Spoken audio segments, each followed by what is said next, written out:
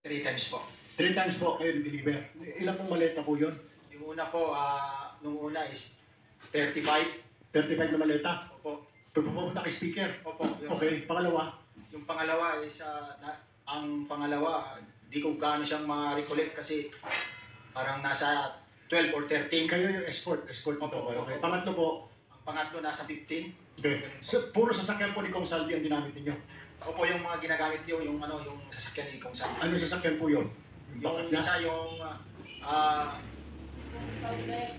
yung light high-vis na kulay white na bulletproof. Oo.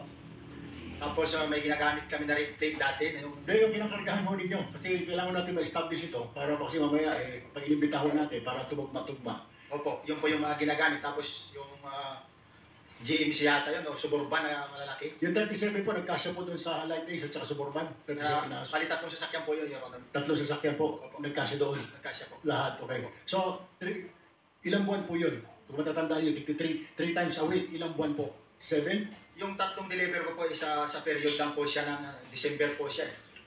So, December, 3 beses kami deliver sa bahay ni... Hindi lang po, kasi pag hindi na po ako duty sa basura, may mga ibang tropa kami na nakadetail, sila rin na nagdi-deliver. Oh, okay. Wala ko kayong idea kung magkano lahat yun. Wala ko kayong idea. Yung, May idea kayo kung magkano yung bit-bit ninyo, i-deliver nyo po doon sa bahay ni speaker. yung sa 35, yun nga ho, na may nakalagay doon sa post-it doon sa bawat malita, Okay. which is nakalagay po sa kanya is 48. Mm-hmm. Ang taas po nun is malaki, yung mga rimuan na malita. Malita. 48 million ang isa. Siguro po, yun ang ano Parang niya. big time pala. Kasi ang bigat po niyan, Paki-describe mo nga, gaano kalaki, describe mo kung nakatayo yung bagahe. pag tumayo po ako, yung isang malaking big na malita is kasi ganito ang sukat. Yung pinakamalaki. Opo. Tapos pag binuhat ko po yan, ang bigat yan is almost parang isang sakong bigas sa 50 kilos. Bibigat. Opo. So, binubuhat po ninyo, dito na-transfer po ninyo sa bahay. Transfer sa atin, sasakyan po pag ano. Okay, so tatlong sasakyan. Ganun po lagi. Yung mga 17, 18 po na mga maleta. 3 times a week. Yes, sir. Yun po yung actual na dutihan ko during the time. Pero di ba, meron pang iba. Base doon po sa inyong group chat, may mga deliveries po. Kung wala po kayo. Yes, Your Honor. Okay. Mr. Chair, I only one last question. May nagpadala po sa akin dito ng... Natatawa kasi si Mrs. Vizcaya, kabisado rin nila yung mga sizes. Ano po masasabi ninyo? Hindi, comment lang. Kasi Sige po. sana hindi kayo mawak ng malaking pera. Kadalasan po, sa 1 million po na taga 1,000 pesos, ang bigat po nun ay 1 kilo. So tama nga. Sinong mananabong na dati namin kasama dito? 1 kilo, 1 milyon.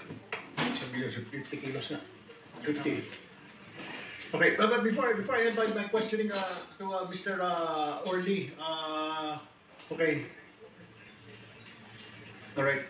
Ito po, tanong ko lamang. Sir, sabi niyo kanina, si Saldi ko lang po naging VIP ninyo. Wala ba kayong pinagbantayan from Coca-Cola? Diretso po kay Saldi ko? Yes, Your Honor.